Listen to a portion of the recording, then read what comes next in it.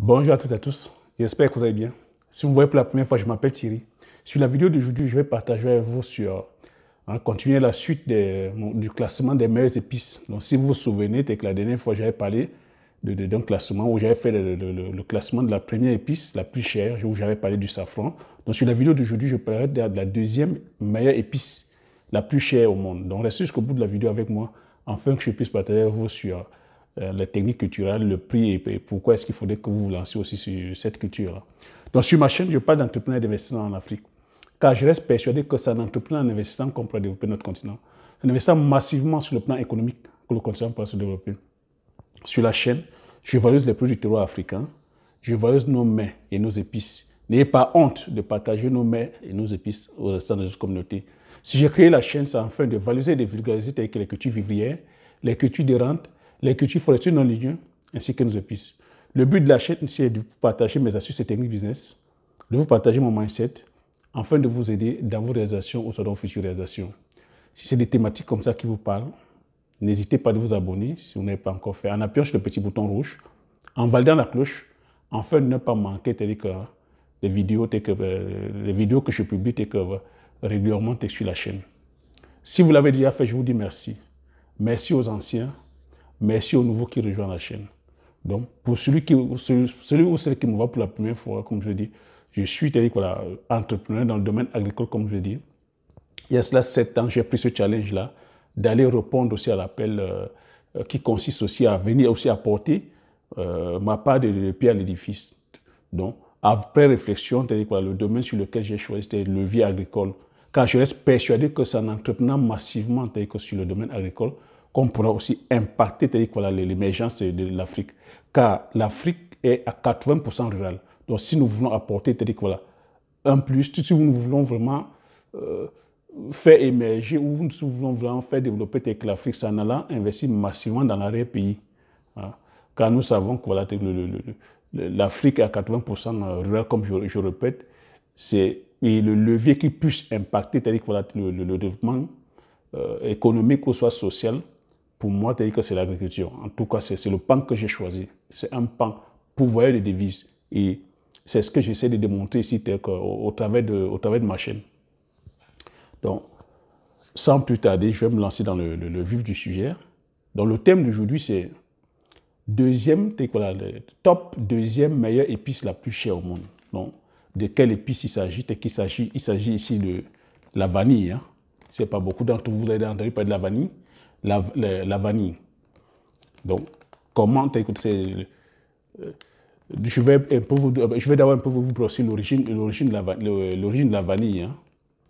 La vanille, c'est une gousse, ça, vous voyez encore comment c'est bien emballé. Vous avez vu que c'est emballé. C'est ça, la vanille, c'est une gousse.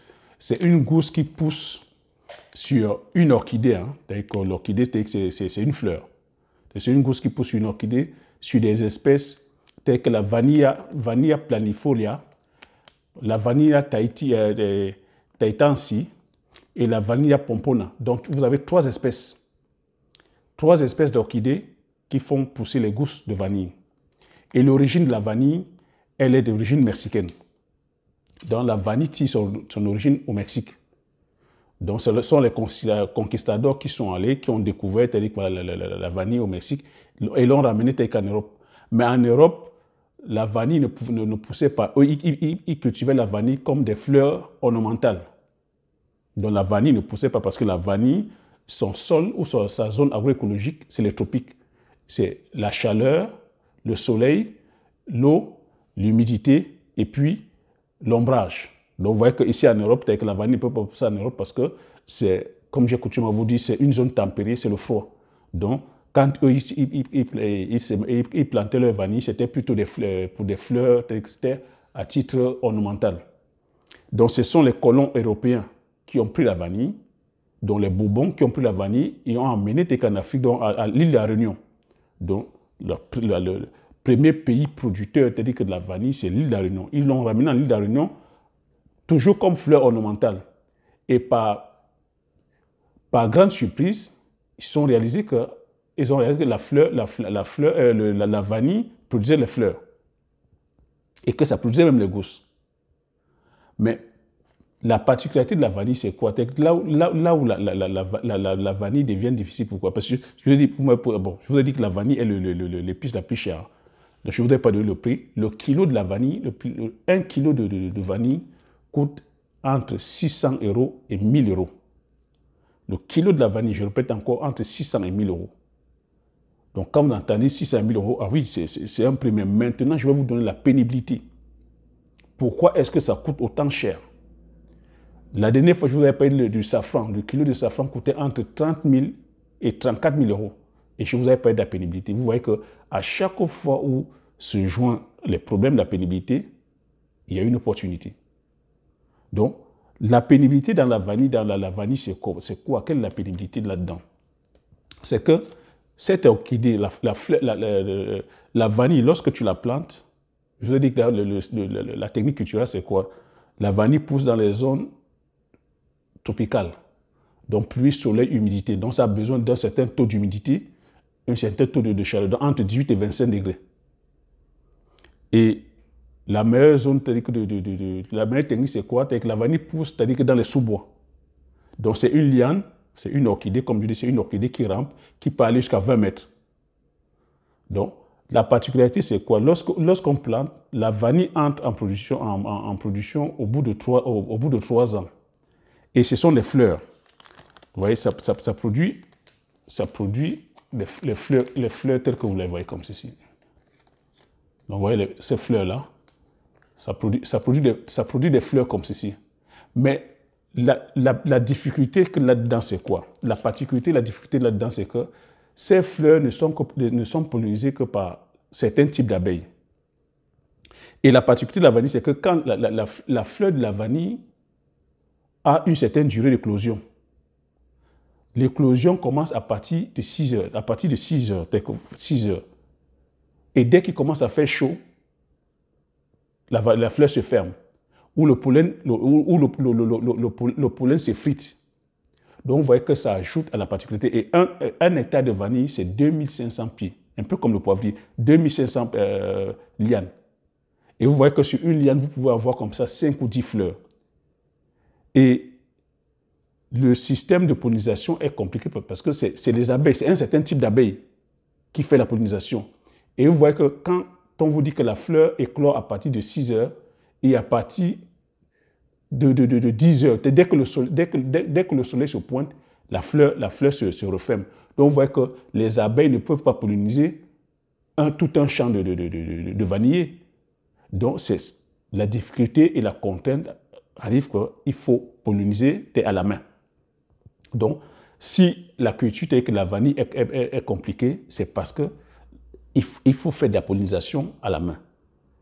Et on doit la technique de pollinisation à la main grâce, il faut le marquer aussi, grâce à un jeune esclave.